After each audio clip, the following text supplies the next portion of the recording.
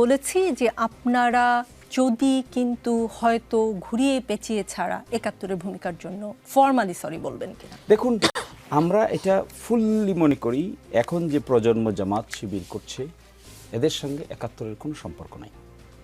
দে আর সম্পর্ক না থাকার তো ভয়াবহ শিশির মনির।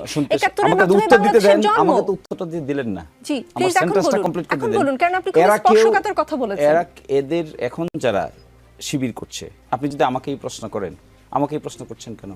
আমি ৮১ সালে জন্ম হয়েছে আমার। আপনি যদি আমাকেই প্রশ্ন করেন, is it A justified question to me? ইতিহাসের জন্য কবে জন্ম হয়েছে সেটা খুব জরুরি। অফকোর্স। আপনি ইতিহাস জানবেন কেন?